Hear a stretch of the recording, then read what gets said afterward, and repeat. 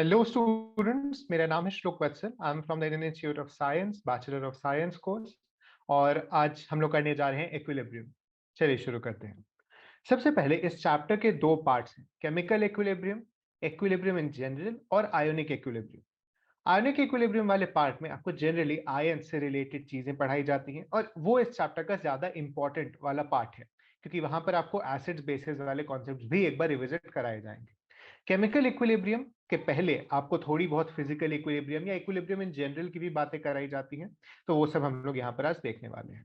चलिए, सबसे पहले आपको एक एग्जाम्पल दिया गया है। अगर हम एक क्लोज्ड कंटेनर में पानी भरकर रख दें तो उसके ऊपर कुछ वेपर्स कलेक्ट हो जाते हैं। यहाँ पर दो प्रोसेसेस काम में आती हैं, इवापोरेशन ऑफ वाटर और कंडेंसेशन ऑफ वेपर्स। इन दोनों प्रोसेसेस जब एक दूसरे को नलिफाई कर दें या बैलेंस आउट कर दें, उसे एक इक्विलिब्रियम का स्टेट कहा जाता है। और ये जो पूरा सिस्टम है हमारे पास, उसको इक्विलिब्रियम मिक्सचर कहा जाता है। यहाँ पर आप उसका रिएक्शन भी देख सकते हैं। ये चीज आपने बहुत ही पहले से पढ़ी भी है। ये one of the most important processes है नेचर की। आपको पता है रेनफॉल इसी कारण होता है, या जितने भी साइकिल्स रन होते हैं एनवायरमेंट में, वो सारे इसी के बेसिस पर होते हैं, इक्विलिब्रियम के बेसिस पर। आगे देखते हैं, फिजिकल और केमिकल दोनों के लिए इक्विलिब्रियम एस्टेब्लिश होता है। केमिकल रिएक्शंस की एक स्पेशलिटी ये है कि यहाँ पर जो इक्विलिब्रियम एस्टेब्लिश होता है वो डायनामिक इक्विलिब्रियम होता है। यानी एक बार इक्विलिब्रियम पर आकर चीजें रुक नहीं जाती, वो कंटिन्यू करती रहती हैं, लेकिन उनका नेट इफेक्ट जीरो होता है। आप देखोगे कि अगर आप किसी अपने फिजिक्स में ये चीज पढ़ी होगी कि अगर आप लोएस्ट काइनेटिक एनर्जी वाले पॉइंट पर या लोएस्ट टोटल एनर्जी वाले पॉइंट पर जाकर एक बॉल को रख दें, तो वो वहां पर स्टेबल रहेगा, इक्विलिब्रियम में रहेगा। उसे आप थोड़ा बहुत मूव भी करें तो वो लास्ट में वापस उसी जगह पर आ जाता है, जिसे हम स्टेबल इक्विलिब्रियम वहां पर कहते हैं। यहाँ केमिस्ट्री में वो चीज थोड़ी अलग है। आपकी रिएक्शन आगे भी बढ़ेगी, पीछे भी जाएगी, और उसमें कंटिन्यूअसली चेंजेस होते रहेंगे, लेकिन इन चेंजेस का नेट इफेक्ट जीरो होता है। इसीलिए इसे डायनेमिक इक्विलिब्रियम कहा जाता है। आगे बढ़ते हुए, केमिकल इक्विलिब्रियम के तीन ग्रुप्स हैं ब्रॉडली। एक जो कि इतने ज्यादा आगे बढ़ गए हैं कि उसके रिएक्टेंट्स को आइडेंटिफाई नहीं किया जा सकता, एक जो इतने कम आगे बढ़े हैं कि उनके प्रोडक्ट्स को आइडेंटिफाई नहीं किया जाता, और एक जो कि बैलेंस टाइप का है, यानी रिएक्टेंट्स और प्रोडक्ट्स का जो रेशियो है वो कंपेरेबल है। हम लोग मेनली जो इक्विलिब्रियम केमिस्ट्री में पढ़ते हैं वो इस थर्ड टाइप के रिएक्शंस की पढ़ते हैं। उसके पहले और बाद वाले रिएक्शंस को जनरली हम लोग इरिवर्सिबल रिएक्शंस की कैटेगरी में डाल देते हैं। इसके बारे में भी आपने पढ़ा है। मान लो हमारे पास कोल है, उसे हम आग लगा देते हैं तो वो चीज वापस नहीं आती है। हम लोग जनरली मान लेते हैं कि वो रिएक्शन बहुत मुश्किल है। आगे बढ़ते हुए, equilibrium in physical processes, phase transformation के बारे में आप जानते हैं। सॉलिड से लिक्विड, लिक्विड से गैस, सॉलिड से गैस। सॉलिड से गैस वाले जो प्रोसेसेस होते हैं उन्हें सब्लिमेशन कहा जाता है, अगर आपको याद होगा। जैसे कैम्फर इवापोरेट कर जाता है, उसे हीट करते हैं तो, या फिर आयोडीन को अगर हम लोग रखते हैं तो वो डायरेक्टली सॉलिड टू गैस बन जाता है। यहाँ पर उसी के बारे में थोड़ी डिटेल में बात की गई है। एक ऐसा टेम्परेचर जहां पर सॉलिड और लिक्विड फेज अपने इक्विलिब्रियम में होते हैं, उसे हम नॉर्मल मेल्टिंग पॉइंट या नॉर्मल फ्रीजिंग पॉइंट कहते हैं उस सब्सटेंस का। ये स्टैंडर्ड कंडीशन पर प्योर सब्सटेंस, स्टैंडर्ड कंडीशन का मतलब एटमॉस्फेरिक प्रेशर, और प्योर सब्सटेंस के केस में होता है, इसीलिए इसे नॉर्मल मेल्टिंग या नॉर्मल फ्रीजिंग पॉइंट कहते हैं। हम लोग जानेंगे कि कुछ ऐसे कंडीशंस होते हैं जहां पर ये मेल्टिंग और फ्रीजिंग पॉइंट चेंज हो सकते हैं, वो भी इक्विलिब्रियम के ही होता है। नेक्स्ट है liquid vapour equilibrium. Liquid vapour जहां पर इक्विलिब्रियम में होते हैं, उस पॉइंट को हम लोग बॉइलिंग पॉइंट कहते हैं। ये चीज आपने पढ़ा भी होगा पहले। बॉइलिंग पॉइंट स्पेशली उस पॉइंट को कहा जाता है जहां पर एटमॉस्फेरिक प्रेशर और वेपर प्रेशर इक्वल हो जाए किसी भी लिक्विड का। वेपर प्रेशर आपको याद रखना होगा, किसी भी गैस में हमेशा टेम्परेचर पर ही डिपेंड करता है। इसके अलावा और कोई भी प्रॉपर्टी नहीं है जिस पर वेपर प्रेशर डिपेंड करेगा। आगे हम लोग बढ़ते हैं, सॉलिड वेपर का इक्विलिब्रियम। जैसे मैंने कहा, सब्लिमेशन, अमोनिया का भी अमोनियम क्लोराइड का भी यहाँ पर एग्जांपल दिया गया है। Next, equilibrium involving dissolution of solids और गैसेस इन लिक्विड्स। तो सॉलिड को अगर लिक्विड में मिलाएंगे, जैसे शुगर का एक सोल्यूशन बनाए, वहां पर जो रेट ऑफ डिसोल्यूशन होगा वो रेट ऑफ क्रिस्टलाइजेशन के बराबर होगा, तब हमें एक इक्विलिब्रियम की कंडीशन मिलेगी। आप देखते होंगे अगर आप बहुत ज्यादा चीनी डाल दें एक सोल्यूशन के अंदर, और वहां पर आप देखेंगे कि कुछ डिसॉल्व होता है, कुछ डिसोल्यूशन से हट सकता है। ये चीज हम लोग कंफर्म कैसे कर सकते हैं?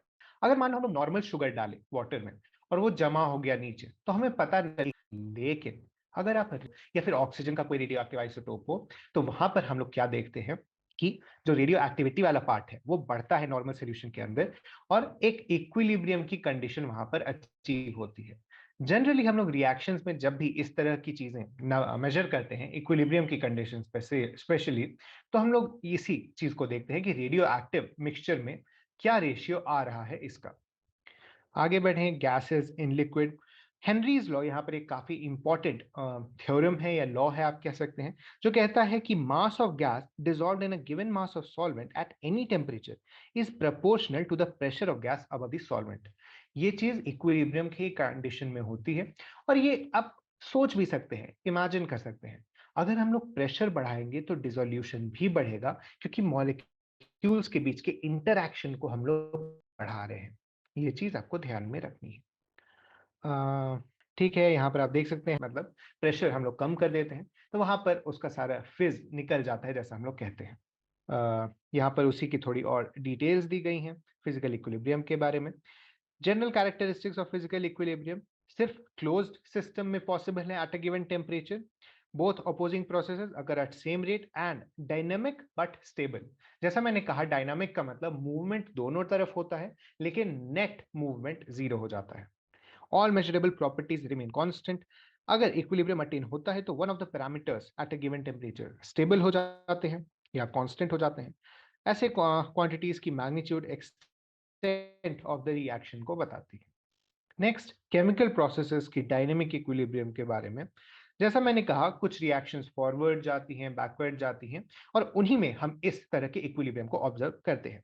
यहाँ पर एक केमिकल इक्विलिब्रियम का ग्राफ आप देख सकते हैं, जहाँ पर कॉन्सेंट्रेशन शुरू में चेंज होता है इस तरह से और इस तरह से, लेकिन बाद में जाकर एक स्टेबल वैल्यू अटेन कर लेता है विथ टाइम। वही चीज यहाँ पर दी गई है। हेबर्स प्रोसेस एक काफी अच्छा एग्जाम्पल है समझने के लिए डायनेमिक नेचर, जहां पर एक समय के बाद नाइट्रोजन, हाइड्रोजन और अमोनिया की जो कॉन्सेंट्रेशंस होती हैं या पार्शियल प्रेशर्स होते हैं, वो एक स्टेबल वैल्यू अटेन कर लेते हैं। ठीक है, आपको एक एक्सपेरिमेंट करने के लिए कहा गया, आप इसे ट्राई कर सकते हैं। यहाँ पर उसी हेबर्स प्रोसेस की इक्विलिब्रियम का ग्राफ दिया हुआ था। Chemical reactions reach a state of dynamic equilibrium. हाँ, तो होता क्या है कि अब हमें देखना है कि डायनामिक इक्विलिब्रियम है कि नहीं। तो जैसा हमने शुगर के एग्जांपल में देखा था, हम एक रेडियो एक्टिव आइसोटोप डाल दे रहे थे। सेम चीज यहाँ पर कर रहे हैं, यहाँ पर एक आइसोटोप यूज कर रहे हैं, ड्यूटेरियम, हाइड्रोजन के बदले। और हम लोग देख रहे हैं जैसे जैसे टाइम बढ़ता है वैसे वैसे ड्यूटेरियम की कॉन्सेंट्रेशन बढ़ती है, और इसीलिए हम लोग कहते हैं कि डायनामिक इक्विलिब्रियम है, न कि स्टैटिक इक्विलिब्रियम। ठीक है, यही चीज यहाँ पर और डिटेल में दी गई है। हाइड्रोजन और आयोडीन के रिएक्शन से जो HI बनता है उसके बारे में दिया गया है। इक्विलिब्रियम कांस्टेंट और लॉ ऑफ इक्विलिब्रियम यहाँ पर दिया गया है। तो देखा क्या गया एक्सपेरिमेंटली कि जो इक्विलिब्रियम अटेन हो रहा है उसको एक्सप्लेन करने में एक इक्वेशन काफी काम आती है, जिसे हम इक्विलिब्रियम इक्वेशन कहते हैं। यहाँ पर Kc इक्विलिब्रियम कांस्टेंट है और स्क्वायर ब्रैकेट्स में दी गई वैल्यूज कॉन्सेंट्रेशंस है। देखा यह गया कि A plus B changes to C plus D reversibly. अगर ये रिएक्शन हम लोग कराते हैं तो इसमें जो equilibrium bye concentration of reactants के प्रोडक्ट के बराबर होता है। ये चीज बहुत ही इंपॉर्टेंट है, इस चैप्टर का एक तरह से कहें तो फंडामेंटल बेस है। इसी को सपोर्ट करते हुए कुछ एविडेंस यहाँ पे दिया गया है। इनिशियल इक्विलिब्रियम कॉन्सेंट्रेशन क्या क्या है H2I2 और HI का। यहाँ पर एक और इम्पॉर्टेंट आपको लॉ टाइप का दिया हुआ है। At a given temperature product of concentrations of react. हाँ, तो यहाँ पर एक काफी इंपॉर्टेंट लॉ दिया गया है। एक टेम्परेचर पर concentration of reaction product raise to respective stoichiometric coefficient by product of concentration of reactants अपने अपने स्टोइकियोमेट्रिक रे जो वैल्यू है उस पर अगर हम लोग रेज करते हैं तो वो हमें एक कांस्टेंट वैल्यू देता है, जिसे हम लोग इक्विलिब्रियम कांस्टेंट भी कहते हैं, और इसी लॉ को लॉ ऑफ केमिकल इक्विलिब्रियम कहा जाता है। ये काफी इंपॉर्टेंट है, एक फंडामेंटल बेस है इक्विलिब्रियम के चैप्टर का या फिर इक्विलिब्रियम के पूरे कॉन्सेप्ट का, और आपको ये चीज याद रहनी चाहिए। इनिशियली जब इसे देखा गया था तो इसे लॉ ऑफ मास एक्शन कहा जाता था, क्योंकि उस समय एक्टिव मास कहते थे कॉन्सेंट्रेशन को। यही चीज आप यहाँ पर देख सकते हैं, हम लोग स्टोइकियोमेट्रिक रेशियो पे उठा दिए हैं उनके कॉन्सेंट्रेशंस को। Equilibrium constant for the reverse reaction is inverse of equilibrium constant reaction in the forward direction. आप इसे खुद इमेजिन कर सकते हैं, जैसे यहाँ पर एग्जांपल पे भी दिया गया है। मान लो जब आप फॉरवर्ड रिएक्शन लिख रहे हैं इसकी, तो इसका रिएक्शन कांस्टेंट आएगा H2 HI⁻² by H2 into I2 की कॉन्सेंट्रेशन। लेकिन जब आप इसकी रिवर्सिबल रिएक्शन की रेट कांस्टेंट लिखेंगे, इक्विलिब्रियम कांस्टेंट लिखेंगे, तो वो क्या आएगा? यहाँ पर ऊपर आ जाएगा H2 और I2, क्योंकि ये दोनों इस रिवर्सिबल रिएक्शन के प्रोडक्ट्स हैं, और नीचे आ जाएगा HI²।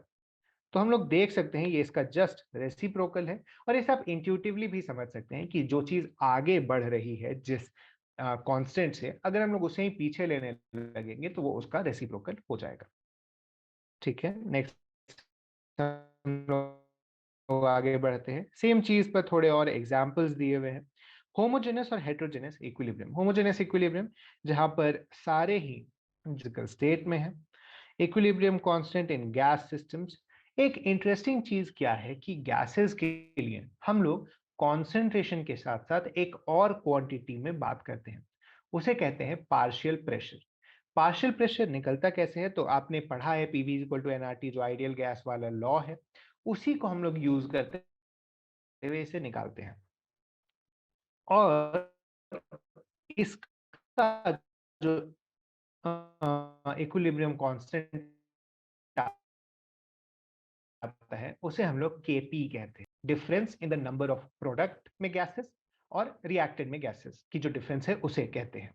यानी अगर आपके पास दिया हो, जैसे यहाँ पे हम लोग देखते हैं प्रोडक्ट्स में नंबर ऑफ गैसेस कितने हैं, तो 2, यहाँ 2HI है, रिएक्टेड में -4। कुछ रिएक्शंस आपके पास ऐसे आएंगे जहां पर ये डेल्टा एन जीरो नहीं होगा, और वहां पर केपी और केसी की वैल्यू अलग अलग आती है। नेक्स्ट चीज क्या है? हाँ, हेटेरोजेनस इक्विलिब्रियम। हेटेरोजेनस इक्विलिब्रियम में सारे फिजिकल स्टेट्स सेम नहीं होंगे, और आपको वहां पर के और केसी का एक या मिक्सचर टाइप का यूज करना पड़ेगा। यानी जहां पर भी आपको कॉन्सेंट्रेशंस में एक्सप्रेस करना है, यानी सॉल्यूशंस के अंदर, वहां पर आप कॉन्सेंट्रेशन में एक्सप्रेस करेंगे, करना होगा गैसेस के अंदर। यहाँ पर एक इंटरेस्टिंग चीज ये है कि सॉलिड्स और प्योर लिक्विड्स को हम लोग इक्विलिब्रियम कांस्टेंट के इक्वेशन में नहीं लिखते हैं। ऐसा होता क्यों है? तो देखो, हम लोग इसे डिराइव भी कर सकते हैं, ये चीज एक्सरसाइज में भी है। मैं यहाँ पर ही आपको करके एक बार दिखा दे रहा हूँ। हमारे पास कॉन्सेंट्रेशन क्या होता है? मास, न sorry, number of moles by volume. Number of moles को हम लोग क्या लिख सकते हैं? Mass by molar mass by volume. अब मास बाय वॉल्यूम को हम लोग क्या लिख सकते हैं? डेंसिटी, और ये डिवाइडेड बाय मोलर मास। अब देखो, प्योर लिक्विड्स और सॉलिड्स की डेंसिटी चेंज नहीं करती, नहीं अगर वो प्योर है तो उसका मोलर मास चेंज करेगा। इसीलिए कॉन्सेंट्रेशन हमेशा इक्वल या फिर कांस्टेंट रहती है प्योर लिक्विड्स और सॉलिड्स के केसेस में। ये चीज आपको याद रखना है, ये चीज हम लोग आगे एक बार एक्सरसाइजेज में भी डिराइव करेंगे। ठीक है, नेक्स्ट उसी के ऊपर थोड़ी और डिस्कशन हुई है, केसी केपी के ऊपर। Application of equilibrium constant. Applications में सबसे पहले आता है predicting the extent of reaction. अगर आपको इक्विलिब्रियम कांस्टेंट पता है और उसकी वैल्यू पता है, अगर वो 10⁻³ से ऊपर आ रहा है तो प्रोडक्ट्स मेनली बनेंगे और रिएक्टेंट्स कम बनेंगे। अगर वो 10⁻³ से कम आ रहा है तो प्रोडक्ट्स नहीं बनेंगे, रिएक्टेंट्स ही बनेंगे, यानी रिएक्शन की एक्सटेंट बहुत ज्यादा नहीं होगी। अगर ये इन दोनों वैल्यूज के बीच में आता है तो हम लोग कह सकते हैं कि एक इक्विलिब्रियम एस्टेब्लिश हुआ है विथ इनफ प्रोडक्ट्स और रिएक्टेंट्स दोनों की कॉन्सेंट्रेशन। नेक्स्ट है predicting the direction of a reactant. यहाँ पर हम एक नई फॉर्मूला होता है वो सेम होगा इक्विलिब्रियम कांस्टेंट के, लेकिन इक्विलिब्रियम कांस्टेंट जहां इक्विलिब्रियम पर निकाला जाता था, रिएक्शन कोशेंट हम लोग किसी भी वैल्यू पर किसी भी टाइम पॉइंट पर निकाल सकते हैं। तो देखो, अगर रिएक्शन कोशेंट, यहां पर देखो फॉर्मूला दिया हुआ है, अगर रिएक्शन कोशेंट इक्विलिब्रियम कांस्टेंट से ज्यादा आता है तो रिएक्शन बैकवर्ड जाएगी। अगर रिएक्शन कोशेंट इक्विलिब्रियम कांस्टेंट से कम आता है तो रिएक्शन फॉरवर्ड जाएगी। और अगर इक्विलिब्रियम कांस्टेंट के बराबर आता है तो हम लोग कह सकते हैं इक्विलिब्रियम अचीव हो गया है, इसीलिए वहां पर रिएक्शन इक्विलिब्रियम के स्टेट में ही रहेगी। ये चीज यहाँ आपको ग्राफिकली भी दिखाया गया है, एक फोटो यहाँ पर बनी हुई है जिसे आप देख सकते हैं। Next, calculating the equilibrium concentrations. ये चीज काफी आसान बेसिक अलजेब्रा है। अब देखो, आपको अगर एक वैल्यू दी हुई है में और आपको एक कॉन्सेंट्रेशन निकालनी है, उसमें एक्स की वैल्यू निकालनी है लेट्स से, तो ये चीज बेसिक अलजेब्रा से हो जाएगी।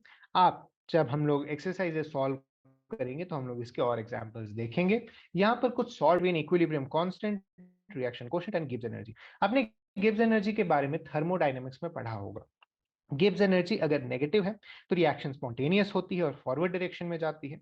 गिब्स एनर्जी अगर पॉजिटिव है तो रिएक्शन नॉन स्पॉन्टेनियस होती है और जनरली रिवर्स डायरेक्शन में अगर जो रिएक्शन होगी उसको फेवर करेगी। इसके साथ ही अगर वो जीरो है तो इक्विलिब्रियम अचीव हो गया है। अब हम लोग इसी फैक्ट का यूज करेंगे कि अगर गिब्स एनर्जी जीरो है तो इक्विलिब्रियम का स्टेट अचीव्ड है। डेल्टा जी का ये फॉर्मूला होता है delta G naught plus R T L N Q. यहां पर Q जो हमने ऊपर देखा है, डेल्टा जी नॉट स्टैंडर्ड गिव्स एनर्जी है। स्टैंडर्ड गिव्स एनर्जी वगैरह निकालने के बारे में आपने थर्मोडायनेमिक्स के चैप्टर में पढ़ा है।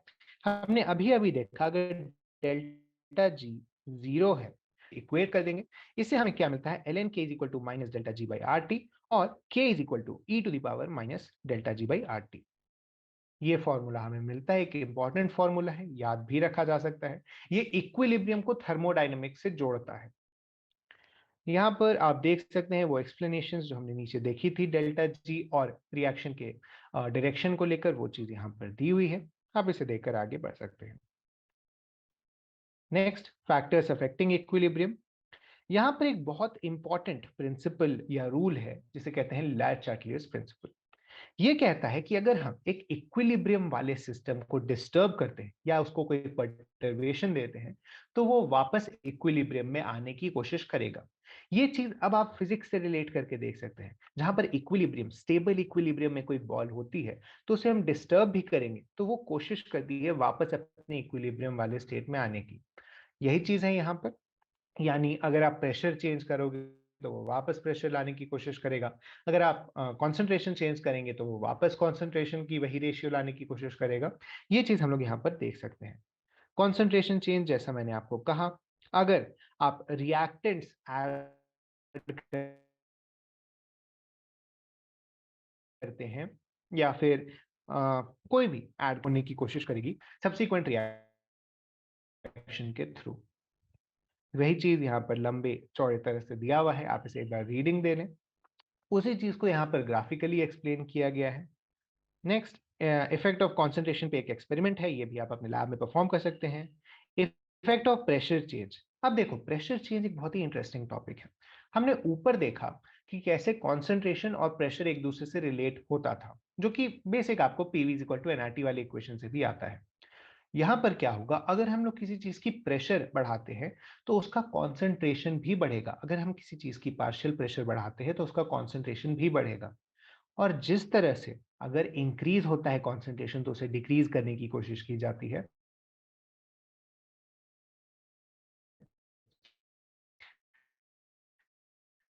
सेम तरह से अगर प्रेशर इंक्रीज होता है तो उसे डिक्रीज किए जाने की कोशिश की जाती है। प्रेशर बढ़ा दें तो रिएक्शन उस तरफ जानी चाहिए जहां पर नंबर ऑफ गैस मॉलिक्यूल्स कम है। ऐसा क्यों? आपने पढ़ा है PV is equal to N R T. अब वॉल्यूम कांस्टेंट है, आर एक कांस्टेंट है और टेम्परेचर कांस्टेंट है, तो पी डायरेक्टली प्रोपोर्शनल हो जाता है एन के। अब पी अगर बढ़ गया है और उसे कम करना है तो हम क्या चेंज कर सकते हैं? वॉल्यूम तो फिक्स्ड है कंटेनर का, टेम्परेचर कांस्टेंट है और आर तो खैर एक यूनिवर्सल ही कांस्टेंट है। इसीलिए हम लोग एन कम करने की कोशिश करते हैं रिएक्शन में। वो एन कम कैसे होगा? तो नंबर ऑफ मॉलिक्यूल्स कम करके वो एन कम किया जा सकता है। यही चीज हम लोग यहाँ पर देखते हैं। नेक्स्ट है effect of inert gas addition. Inert gas अगर एक कांस्टेंट वॉल्यूम पर ऐड की जाए तो उसका कोई भी इफेक्ट नहीं पड़ता है। यहां पर एक चीज दी गई है, अगर प्रेशर कांस्टेंट हो और तब उसमें इनर्ट गैस ऐड किया जाए, तो आप खुद देखो कि अगर प्रेशर कांस्टेंट है और उसमें कोई नया गैस ऐड किया जा रहा है, तो वहां पर होगा क्या? आपके जो पुराने गैसेस थे उनका कंट्रीब्यूशन टू द प्रेशर कम होगा, यानी उनका पार्शियल प्रेशर कम हो जाएगा, यानी उनकी कॉन्सेंट्रेशन कम हो जाएगी। तो इसे आप चेंज इन प्रेशर टाइप का ही सिचुएशन समझकर डील करें। बस आपको ये याद रखना है कि कांस्टेंट वॉल्यूम पर इनर्ट गैसेस ऐड करने पर कोई भी इफेक्ट नहीं पड़ेगा। Next, effect of temperature change. Temperature change का इफेक्ट आप थर्मोडायनेमिक्स से समझ सकते हैं। डेल्टा जी चेंज हो जाएगा डेल्टा एच इंटू टी वाले टर्म के चेंज होने से। नेक्स्ट है इफेक्ट ऑफ टेम्परेचर पे एक्सपेरिमेंट। सेम चीज आप अपने लैब में परफॉर्म कर सकते हैं। इफेक्ट ऑफ अ कैटलिस्ट, ये बहुत ही इंटरेस्टिंग चीज है। आपने पढ़ा है या फिर आप पढ़ेंगे क्लास 12 में एक्चुअली। कैटलिस्ट करता क्या है? कैटलिस्ट आपको एक ऑल्टरनेटिव पाथवे देता है जिसके कारण रेट ऑफ रिएक्शन तेज हो जाती है। रेट ऑफ रिएक्शन तेज होती है, ना कि रिएक्शन के एंड प्रोडक्ट्स। आपका एंड प्रोडक्ट डिसाइड करता है इक्विलिब्रियम कांस्टेंट या फिर इक्विलिब्रियम के कॉन्सेंट्रेशंस, ना कि उस तक पहुंचने का रेट। इसीलिए कैटलिस्ट का एडिशन कोई भी इफेक्ट नहीं डालता है अपने कॉन्सेंट्रेशन के ऊपर या फिर इक्विलिब्रियम कांस्टेंट के ऊपर। तो ये चीज यहाँ पर दी हुई थी, हेबर ने डिस्कवर किया था एक कैटलिस्ट, उसी के बाद कुछ रिएक्शंस हुए थे। ठीक है, next ionic equilibrium in a solution. जैसा मैंने कहा था, इस चैप्टर का दूसरा पार्ट आयोनिक इक्विलिब्रियम है। आयंस आप जानते हैं जो डिसोसिएट कर जाते हैं। आयोनिक सॉलिड्स के बारे में आपने पढ़ा है, आयोनिक बॉन्ड्स के बारे में भी आपने पढ़ा है। Acids, basis and salts. Acids, basis and salts actually काफी समय से हमारे इमेजिनेशन में है, हम उसे समझने की कोशिश कर रहे हैं और उसके रिगार्डिंग कुछ रूल्स दिए गए या फिर कुछ हाइपोथेसिस दी गई हैं, कुछ डेफिनेशंस दिए गए हैं। सबसे पहले आता है आर्हेनियस का कॉन्सेप्ट। आर्हेनियस ने कहा एसिड्स वो कंपाउंड्स हैं, ये डेफिनेशन आप याद करेंगे, आपको बहुत पहले से पढ़ाया जा रहा है। एसिड्स वो कंपाउंड्स हैं या फिर वो मॉलिक्यूल्स हैं जो H प्लस देते हैं सॉल्यूशन के अंदर, और बेसिस वो मॉलिक्यूल्स हैं जो OH माइनस देते हैं। इससे कुछ एसिड्स और बेसिस की डिफरेंशिएशन तो हुई, लेकिन कई सारे ऐसे कंपाउंड्स थे जो एसिडिक या बेसिक बिहेवियर शो कर रहे थे, लेकिन इस डेफिनेशन से वो कवर नहीं हो पा रहे थे। इसीलिए ब्रॉन्स्टेड लॉरी ने एक नया कॉन्सेप्ट दिया, एसिड्स वो कंपाउंड है जो H प्लस देते हैं और बेसिस वो कंपाउंड है जो H प्लस एक्सेप्ट करते हैं। ये डेफिनेशन कुछ और नए कंपाउंड को कवर करी थी, लेकिन अभी भी कुछ ऐसे कंपाउंड थे जो एसिडिक या बेसिक बिहेव पा रहे थे। उसके बाद लुइस ने एक OH माइनस की पूरी खेल को ही खत्म कर दिया। उन्होंने कहा कि अगर कोई कंपाउंड लोन पे डोनेट करता है तो वो लुइस है। इसके बारे में आपने बॉन्डिंग में पढ़ा था, और नेक्स्ट ईयर जब आप कोऑर्डिनेशन पढ़ेंगे तो इसके बारे में और भी डिटेल में आप जानेंगे। अभी के लिए आप बस इन तीनों की डेफिनेशंस याद रखें। एक चीज आप नोटिस करेंगे वो ये है कि अर्हेनियस कॉन्सेप्ट के अकॉर्डिंग जो एसिड्स होते हैं वो ब्रॉन्स्टेड लॉरी कॉन्सेप्ट के हिसाब से भी एसिड्स हैं, और ब्रॉन्स्टेड लॉरी के जो बेसिस वो लुइस के अकॉर्डिंग भी बेसिस हैं। ये चीज बस आप याद रखिएगा, तीनों के बीच में कोरिलेशन है। आगे बढ़ते हुए लुइस एसिड्स एंड बेसिस, जैसा मैंने कहा, ionisation of acids and bases. एक चीज आपको याद रखनी है, कॉन्जुगेट एसिड का मतलब है उस कंपाउंड में H प्लस डालने से जो भी चीज बनेगा उसे कॉन्जुगेट एसिड बोलते हैं, और कॉन्जुगेट बेस का मतलब है उस कंपाउंड से एक H प्लस निकालने से जो भी बनेगा आयन या फिर जिसे हम ग्रुप कहते हैं, उसे हम कॉन्जुगेट बेस कह सकते हैं। ठीक है, आगे बढ़ते हुए stronger acid donates a proton to stronger base. एक चीज यहाँ पर हम जानेंगे आगे चलकर, चलिए, सबसे पहले आयनाइजेशन कांस्टेंट ऑफ वाटर और आयनिक प्रोडक्ट के बारे में जानते हैं। तो ionic product of water KW define किया जाता है H प्लस और OH माइनस की कॉन्सेंट्रेशन के प्रोडक्ट को। 298 केल्विन जो रूम टेम्परेचर हम मानते हैं, उस पे ये होता है 10 टू द पावर माइनस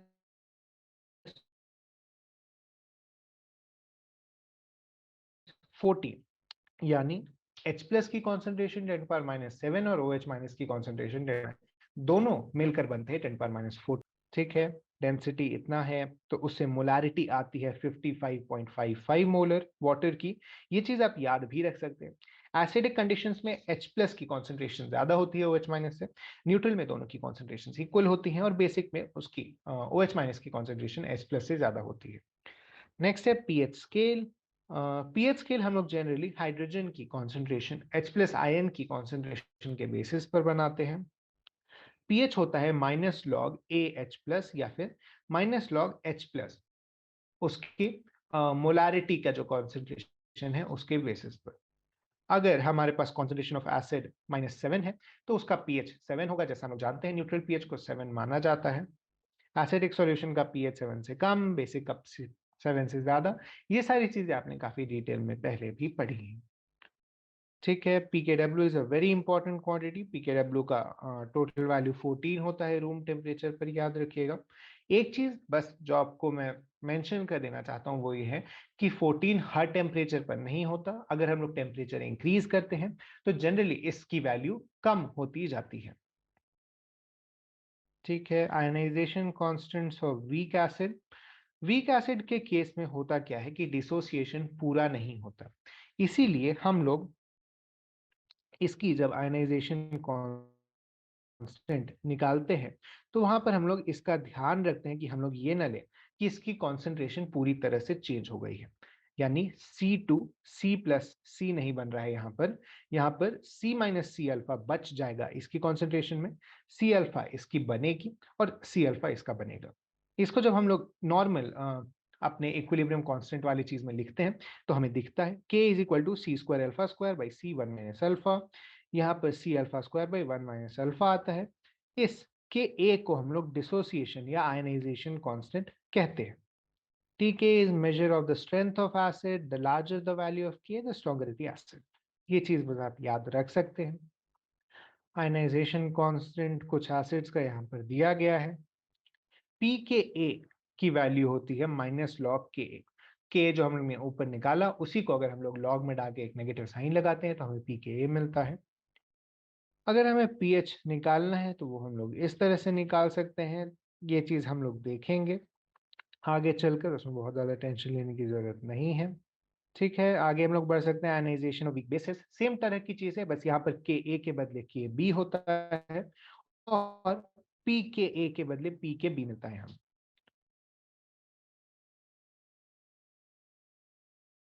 ठीक है,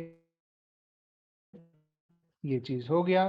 relation between K A and K B, हम P H plus P O H को पी के डब्ल्यू के बराबर लिखे थे। ये 14 था, इसको हम लोग लिख सकते हैं minus log H plus plus minus log O H minus और की कॉन्सेंट्रेशन 10 टू द पावर। हाँ, तो जैसा मैं कह रहा था, इन दोनों की कॉन्सेंट्रेशन का प्रोडक्ट आप देख सकते हैं यहाँ पर आएगा 10 टू पावर 14। और इसी चीज को हम लोग यूज करते हुए पीके और पीके बी के भी बीच के रिलेशन को निकालते हैं। हमें मिलता क्या है, के इंटू के बी जो है वो के डब्ल्यू के बराबर आता है। और हम लोग जानते हैं के डब्ल्यू की वैल्यू क्या है, 10 पावर माइनस 14। और ये चीज हम लोग एक्सपेरिमेंटली भी वेरीफाई कर सकते हैं। Next, the equilibrium constant for net reaction obtained by adding two or more reactions equals to the equilibrium constant for individual reactions के products। ये चीज इंपॉर्टेंट है इसलिए क्योंकि कई बार क्या होगा, आपको एक कॉम्बिनेशन ऑफ रिएक्शंस दिए रहेंगे और आपको उन सभी का नेट रिएक्शन कांस्टेंट निकालना पड़ता है या इक्विलिब्रियम कांस्टेंट निकालना पड़ता है। K into K B is equal to K W, ये चीज आप देख सकते हैं। डाई और पॉली बेसिक एसिड्स और di and poly acidic bases के बारे में यहाँ पर दिया गया है। आपको K1 K2 निकालना होता है। जनरली हम लोग क्या देखते हैं कि K1 काफी हाई होता है एज कम्पेयर टू K2। आप ये चीज जान ही सकते हैं, पहला हाइड्रोजन निकालना आसान होगा, उसके बाद उसकी अट्रैक्शन बढ़ जाएगी अपने आयोनिक पेयर के साथ, और इसीलिए वहां से दूसरा H+ निकालना मुश्किल हो जाता है। Factors affecting acid strength, polarity, ये सब तो हम लोग इस चीज को यहाँ पर स्किप कर सकते हैं।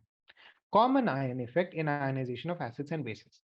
देखा क्या जाता है, आपने ऊपर भी देखा, हम लोग के पास इक्विलिब्रियम कांस्टेंट में जो भी वैल्यूज दी गई है, अगर उनमें से किसी की कॉन्सेंट्रेशन पहले से ऊपर कर दी जाए तो उसकी जो नई कॉन्सेंट्रेशन ऐड होगी एसिडिक स्ट्रेंथ के कारण वो कम होगी।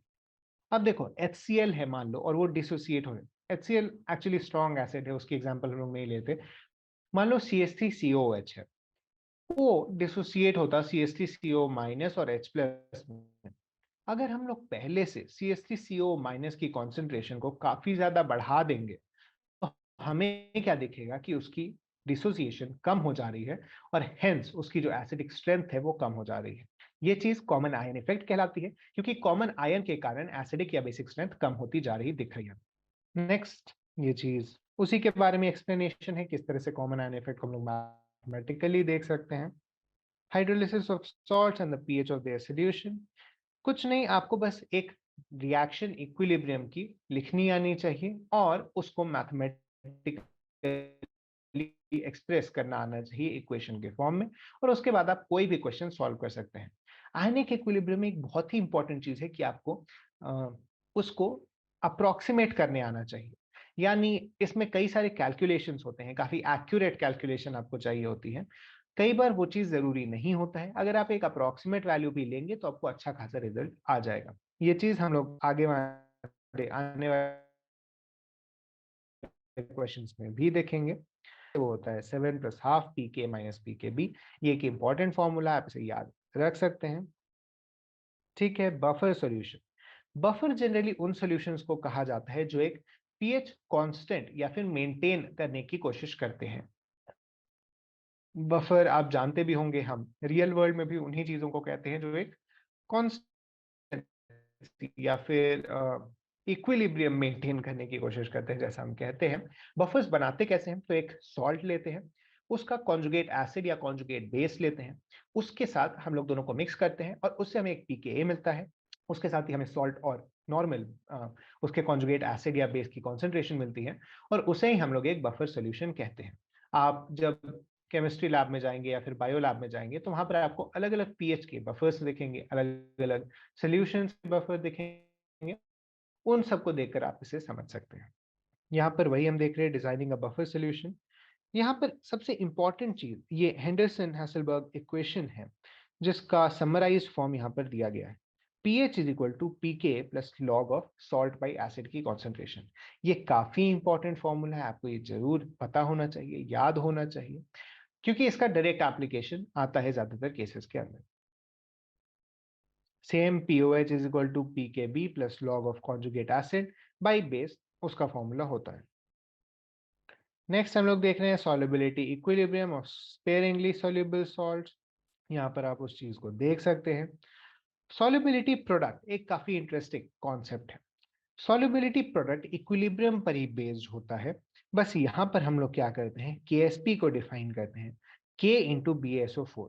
अब K की वैल्यू आपको पता था, Ba2 plus SO42 minus by BaSO4, उसमें अगर आप BaSO4 मल्टीप्लाई कर दोगे तो आपके पास बस प्रोडक्ट ऑफ रिएक्टेंट्स या फिर प्रोडक्ट ऑफ उसके जो कॉन्स्टिट्यूएंट आयंस हैं वो आ जाएगा।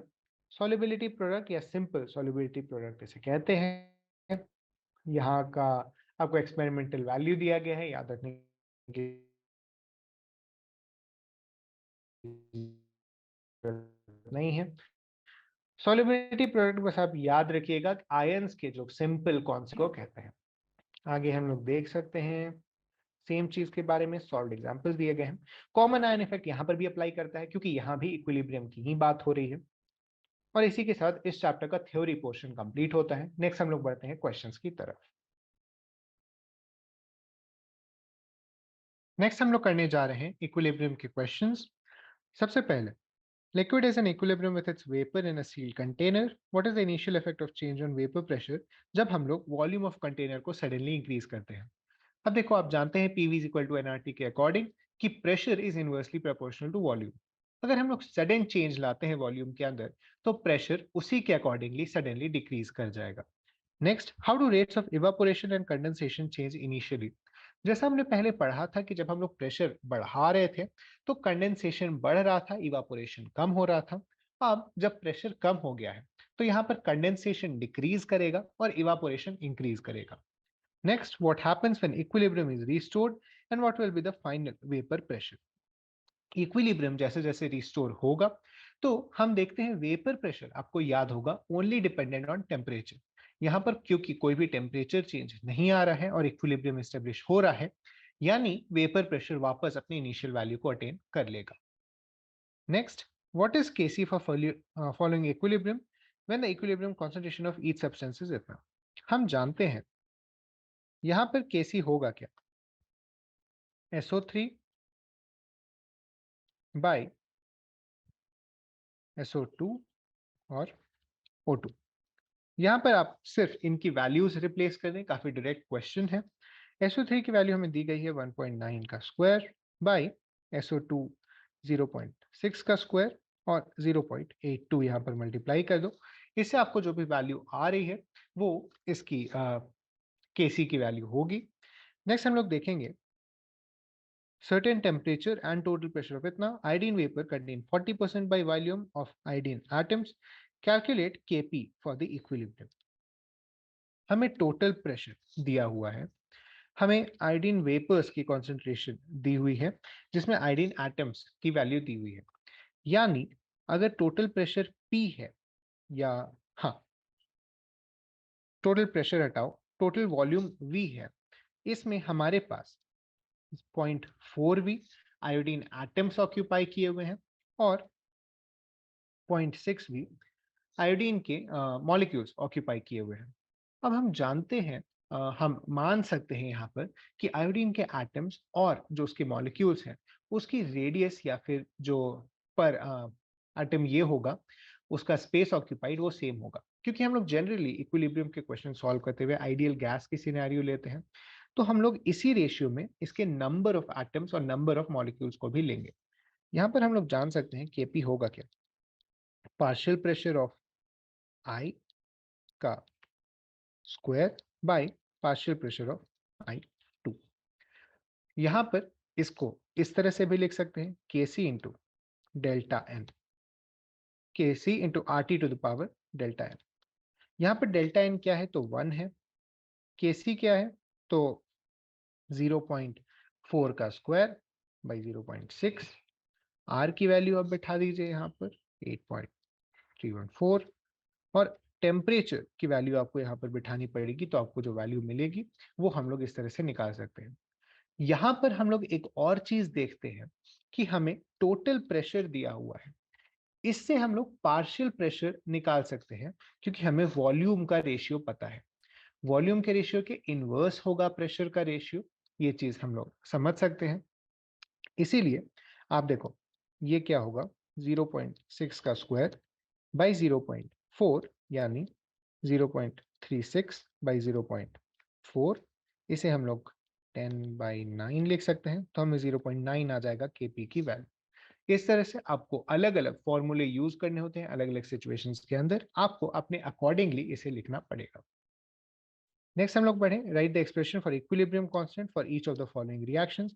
हम लोग जानते हैं केसी होता क्या है, C to the power C, D to the power D by A to the power A, B to the power B।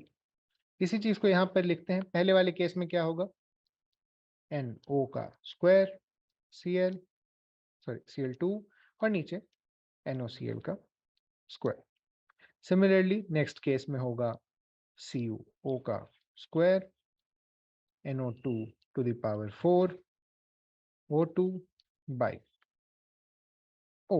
यहाँ पर एक चीज ध्यान देने वाली ये है कि ये सॉलिड है और ये भी सॉलिड है, हम जानते हैं कि सॉलिड की कॉन्सेंट्रेशन चेंज नहीं करती है क्योंकि उसकी डेंसिटी और मॉलिक्यूलर मास सेम है, तो इसीलिए यहाँ से CO हट जाएगा और नीचे भी हमारे पास कुछ नहीं आएगा बाई 1। ये हमारा KC आ गया इस केस के अंदर।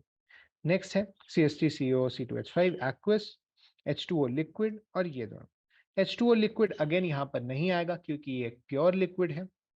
हम इसे लिख सकते हैं CH3COH C2H5OH by CH3CO C2H5। ये एक रिएक्शन हो गई। Next Fe3 plus OH minus FeOH3 solid. यहाँ पर अगेन एक प्योर सॉलिड है जिसकी डेंसिटी मॉलिक्यूलर मास इक्वल है, तो ये KC में नहीं आएगा। हम इसे सीधे लिखेंगे 1 बाई Fe3 प्लस और OH माइनस का होल क्यूब। I2 सॉलिड है, F2 और 2IF5। यहाँ पर इस दोनों की फेज नहीं दी गई है, लेकिन हम लोग एक्सपेक्ट करके चल सकते हैं। आपको अगर पी ब्लॉक आपने पढ़ा है तो वहां पर इसकी फेज दी हुई होगी, आप एक बार वहां से जाकर चेक कर सकते हैं। तब तक के लिए हम लोग इसे लिक्विड मान सकते हैं, और ये हम गैस के फॉर्म में लेते हैं अगर, तो ये 1/F2⁵ आता है। नेक्स्ट आगे बढ़ते हुए, find out the value of KC for each of the following from the value of KP। हमें क्या पता है, KP is equal to KC RT⁴ delta n। अब देखो डेल्टा n की वैल्यू क्या है, यहाँ पर 1 है और यहाँ पर भी 1 है, यानी कि C जो होगा वो अपना KP बाई 1314 इंटू टेम्परेचर जो भी आपका दिया हुआ है टू द पावर 1 इन दोनों केसेस के अंदर होगा। फर्स्ट केस में KC हो जाएगा 1.8 × 10⁻² बाई 8.314 इंटू 500, और दूसरे केस में होगा 167 by 8.314 into 1073। Next, for the following equilibrium KC की वैल्यू दी गई है। Both the forward reaction are elementary biomolecular reactions. What is KC for the reverse reaction? हम जानते हैं रिवर्स रिएक्शन का जो KC होता है, मान लो इसे हम KCR लिखते हैं, वो 1/KC के बराबर होता है। तो इससे हम बस 1/6.3 इंटू 10⁻14 लिख सकते हैं। यहाँ पर आप एक चीज देखोगे, हमें बहुत ही क्लियरली मेंशन किया गया कि एलिमेंटरी बाईमोलिकुलर रिएक्शंस है, यानी अननेसेसरी स्टेप्स नहीं है बीच में। अगर अननेसेसरी स्टेप्स भी होंगे तो हम जानते हैं कि जो इक्विलिब्रियम कांस्टेंट होता है वो प्रोडक्ट ऑफ रिएक्शंस होता है, तो हमें जो फाइनल इक्विलिब्रियम कांस्टेंट मिलेगा वो सेम ही मिलेगा दोनों केसेस में। इसीलिए हम चाहे वो बाईमोलिकुलर एलिमेंटरी हो या ना हो, दोनों केसेस में ये चीज लिख सकते हैं 1/6.3 10⁻14 के बराबर होगा। नेक्स्ट है explain why pure liquids and solids can be ignored. जैसा मैंने वहां पर भी डिराइव किया था, concentration is equal to number of moles by volume. इसे हम लोग लिख सकते हैं mass by molar mass by volume. Mass by volume को हम लोग डेंसिटी लिख सकते हैं, डेंसिटी बाय मोलर मास। ये डेंसिटी भी कांस्टेंट रहती है बोथ सॉलिड्स और प्योर लिक्विड्स के केस में, और उनका मोलर मास भी कांस्टेंट रहता है। इसीलिए हमें कॉन्सेंट्रेशन इक्वल मिलती है पूरे रिएक्शन के दौरान, और इसीलिए हमें मेंशन करना जरूरी नहीं है, हम इग्नोर कर सकते हैं इसे। आगे बढ़ते हुए, reaction between N2O2 takes place as follows. If a mixture of इतना इतना is placed in 10-liter reaction vessel and allowed to form, ये determine the composition of the equilibrium mixture। अब देखो आपको KC की वैल्यू दी हुई है। सबसे पहले क्या होगा, हम इस रिएक्शन को लिख लेते हैं 2N2 + O2 will form 2N2। हमें शुरू में दिया हुआ है 0.482, ये हमें दिया हुआ है 0.933, और ये हमारे पास 0 है। मान लो x moles of oxygen react करते हैं तो हमें मिलेगा 2x मोल्स ऑफ दिस, तो हमें मिला 0.482 - 2x 0.933 - x, और यहाँ पर बन जाएगा आपके पास 2x रिएक्टेंस, सॉरी प्रोडक्ट। अब KC की वैल्यू क्या है, 2 × 10⁻37 इज इक्वल टू 2x का square by 0.933 - x into 0.482 - 2x। अब बस आप इसे इक्वेट कर दो। तो ये रिएक्शन थोड़ी मुश्किल है लिखने में, लेकिन एक चीज अगर आप नोटिस करोगे तो आपको ये मिलेगा कि हम इसे ऑलमोस्ट एक तरह से लिख सकते हैं। चलो इसको तो हम मल्टीप्लाई कर लेते हैं। आगे हमारे पास 0.933 into 0.482 plus 2x² minus 0.933 into 2x minus 0.482 into x। इस साइड हमें क्या मिला? 2x² into 10⁻37। अगर हम इसे इस तरफ ले आएंगे तो अब देखो, इस वैल्यू के सामने इस वैल्यू की कोई मतलब नहीं है, तो हम इसे हटा देते हैं। इसके साथ ही हमें क्या मिलेगा जब हम इसे कंसिडर करें? मान लो ये काफी छोटी वैल्यू है एज कंपेयर टू दिस। हम जब इसे एक कैलकुलेशन सॉल्वर में डालते हैं, इक्वेशन सॉल्वर के अंदर, तो हमें x की वैल्यू जो मिलेगी वो काफी छोटी मिलेगी। और ये चीज हमें क्या दिखाता है? याद होगा आपको एक्सटेंट ऑफ रिएक्शन जब हम लोग पढ़ रहे थे तो हमें क्या मिल रहा था? अ, हम लोग एक्चुअली इसको भी इग्नोर कर सकते हैं। अगर आप थोड़ा गौर से देखोगे तो हमें क्या मिलेगा कि जो एक्सटेंट ऑफ रिएक्शन है वो काफी लो है। इसका क्या कारण है? तो केसी की इतनी छोटी वैल्यू, जैसा हमने ऊपर देखा भी था, अगर 10⁻³ से छोटा आ रहा है तो वो काफी कम एक्सटेंट ऑफ रिएक्शन मानी जाती है। नेक्स्ट है nitric oxide react with this of mole is mixed in container of is obtained, calculate the equilibrium amount of NO and Br। ठीक है, इसमें कोई चिंता की बात नहीं है, ये तो सिंपल स्टोइक्योमेट्री का ही क्वेश्चन दिख रहा है। ये था 0.087, 0.0437, ये 0। अब देखो हमें क्या मिला? 7 minus 2x, 0.0437 minus x is equal to 2x। अब आपको 2x की वैल्यू दी हुई है, आप इसे कट कर दो। 0.0259 आपको x की वैल्यू मिल गई। आप यहाँ पर डाल दो 0.437 माइनस 0.0259, यहाँ पर गया 12, 7, 1, 0.0178 ये आ गई। और यहाँ पर इसको इंटू 2 करके डालना होगा। इंटू 2 इसका दिया ही हुआ है, माइनस 0.0518। क्या आएगा देख लो, 2 इधर, 6 माइनस 1 5, और यहाँ पर 3। आपको ये दोनों वैल्यूज मिल गई, आप इसे लिखकर आगे बढ़ सकते हैं। Next question, at 450 kelvin Kp is equal to इतना, for the given equilibrium what is the Kc at this temperature. फिर से वही चीज, Kc is equal to Kp, sorry Kp is equal to Kc RT to the power delta n। यहाँ पर Kp है 2 into 10⁻10 Kc। यहाँ पर delta n आ रहा है -1। देखो 2 minus 1 minus 2 is equal to -1। RT की वैल्यू आप लिख लो, तो हमारा Kc क्या आएगा? 8.314 इंटू 450 इंटू 2 इंटू 10⁻10। इसकी वैल्यू आप कैलकुलेट कर लो, ये आपका Kc आ गया।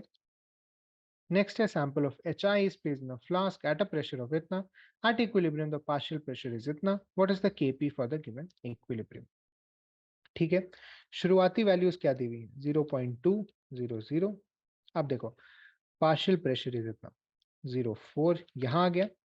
अब देखो अगर इसका 0.2 माइनस 2x होता तो ये बनाता दोनों की x और x, क्योंकि इसके 2 से इसका 1 और 1 बन रहा है।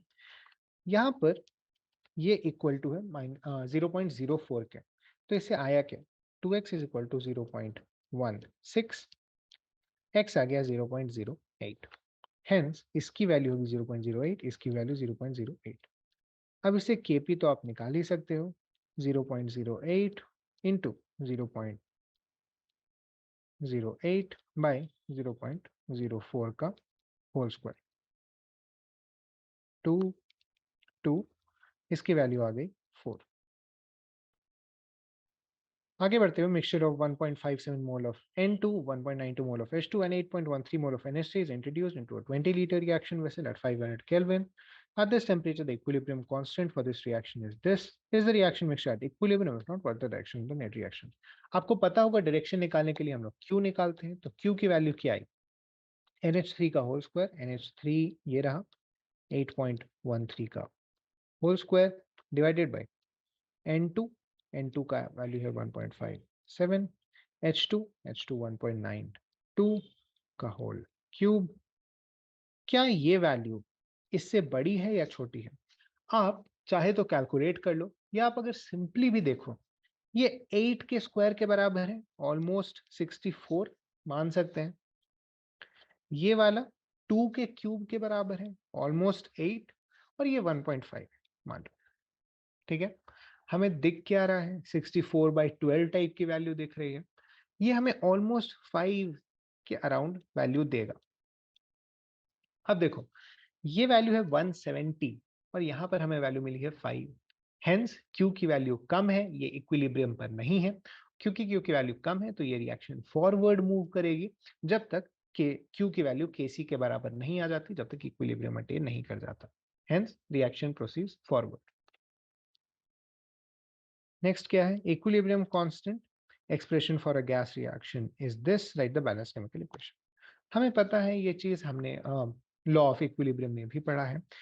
जो भी उसकी स्टोइकियोमेट्रिक रेशियो होती है वो उसके कॉन्सेंट्रेशन के एक्सपोनेंशियल पे चढ़ जाती है। यही चीज हम लोग यहाँ पर देख रहे हैं। नीचे रिएक्टेंट्स होंगे तो NO4 plus 6H2O 4NH3 plus 5O2। क्या ये बैलेंस्ड है? तो 4N 4N, 12H 12H, 10O 10O। Hence ये एक बैलेंस्ड रिएक्शन है। अगर ये रिएक्शन बैलेंस नहीं होती, मान लो अभी इसके बाद, तो हम लोग क्या करते? हमारे पास एक और ऑप्शन होता, हम कहीं भी यहाँ पर एक सॉलिड ऐड कर सकते हैं या एक प्योर लिक्विड ऐड कर सकते हैं। तो मान लो हमारे पास कोई ऐसी सिचुएशन आती जहां पर ये बैलेंस्ड नहीं होता, वहां पर हम लोग कुछ सॉलिड्स ऐड करने की कोशिश करते, कुछ प्योर लिक्विड्स ऐड करने की कोशिश करते, तब जाकर हमें एक करेक्ट बैलेंस्ड इक्वेशन मिलता। तो ये चीज ध्यान में रखना कि हमारे रेट लॉ में, या सॉरी हमारे इक्विलिब्रियम के जो इक्वेशन है उसमें प्योर लिक्विड्स और सॉलिड्स मेंशन नहीं है। इसीलिए अगर हमें बैलेंस करना है तो हम इन्हें फ्रीली यूज कर सकते हैं। नेक्स्ट क्या है? 1 mole of H2O and 1 mole of CO are taken in 10-liter vessel and heated इतना। Equilibrium water reacts with CO according to the equation. Calculate equilibrium constant for the reaction. शुरू में क्या है? इसका 1 मोल है, इसका 1 मोल है, ये 0 और 0 है। Heated, 40% of water reacts with CO। 40% react किया तो 0.6 बचा। ये भी 1:1 ही में रिएक्ट कर रहे हैं। ये भी ये हुआ, ये 0.4 हुआ, ये 0.4 हुआ। ये नंबर ऑफ मोल्स है, याद रखना, ये नंबर ऑफ मोल्स है। हमें निकालना है Kc, हमें मोलारिटी चाहिए। मोलारिटी कैसे निकलेगा? तो number of moles by volume से। वॉल्यूम हमारे पास 10 लीटर्स दिया हुआ है, कांस्टेंट ही है। Kc लिखते हैं हम लोग 0.4/10, 0.4/10 बाई 0.6/10, 0.6/10। यह है हमारे पास 16/36, ऊपर 4 नीचे 9, 4/9 हमारे पास Kc की वैल्यू आ गई। अगर आपको इसी को Kp में कन्वर्ट करना है तो आपके पास टेम्परेचर दिया हुआ है, आपके पास R की वैल्यू है, इसी में आप मल्टीप्लाई कर दो। लेकिन एक इंटरेस्टिंग चीज आपको क्या दिखेगी? नंबर ऑफ गैस इक्वल है दोनों साइड्स पर, इसीलिए Kp की वैल्यू भी Kc के इक्वल ही आई। आगे बढ़ते हुए, equilibrium constant for the reaction is this. Present at equilibrium, what are the concentration of this and this, assuming that we initially started with HI in order to reach equilibrium. इसका क्या मतलब है? अगर हम लोग शुरू में सिर्फ HI से स्टार्ट किए थे, यानी H2 और I2 की जो कॉन्सेंट्रेशंस होंगी वो इक्वल होंगी, यही इस चीज का मतलब है। अब देखो, हमारे पास है 54.8 इज इक्वल टू HI की कॉन्सेंट्रेशन का स्क्वायर बाई H2 I2 0.5 का स्क्वायर, और अभी अभी मैंने कहा दोनों की कॉन्सेंट्रेशन इक्वल है, तो नीचे आ जाएगा x square. x square is equal to 0.25 by 54.8। इसको हम लोग लिख सकते हैं x is equal to 0.5 by root under 54.8। इसको चाहे आप अब कन्वर्ट करो या ना करो, ये चीज आप पर डिपेंड करती है। ठीक है, तो इसके साथ हम लोग आगे बढ़ते हैं। What is equilibrium concentration of each of the substances in the equilibrium when the initial concentration of ICl was this?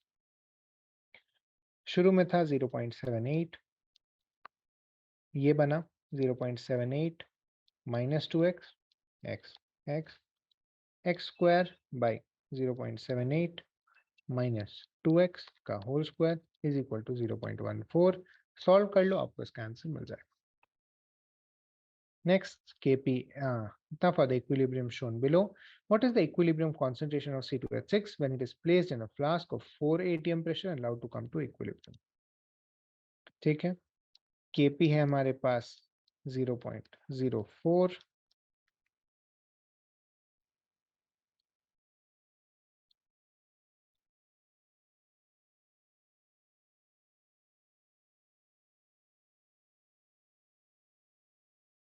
ठीक है। What is the equilibrium concentration of C2H6 when it is placed in a flask at 4 atm pressure and allowed to come to equilibrium?